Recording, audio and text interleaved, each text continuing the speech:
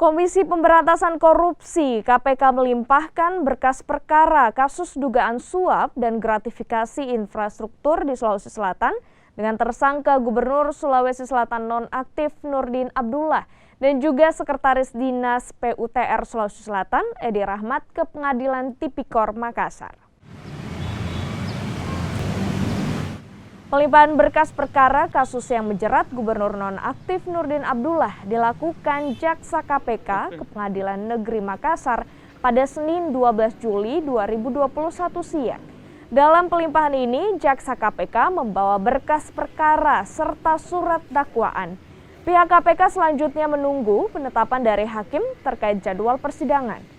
Adapun tersangka Gubernur Sulawesi Selatan nonaktif Nurdin Abdullah dan Sekretaris Dinas PUTR Sulawesi Selatan tetap ditahan KPK di Jakarta dan nantinya akan menghadiri sidang secara virtual. Ini itu secara resmi kita limpahkan dua berkas perkara.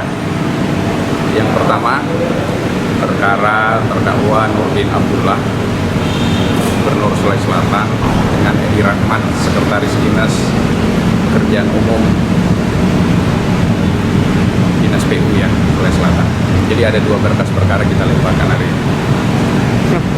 Apa yang menjadi pertimbangan? Kan kemarin sempat 50-50. Ya, jadi benar ada 50-50 kemarin kan, 50-50. Kenapa kemudian kami selaku jaksa penuntut mengatakan 50-50? Karena tetap memperhatikan kondisi keamanan. Yang paling penting adalah kondisi keamanan.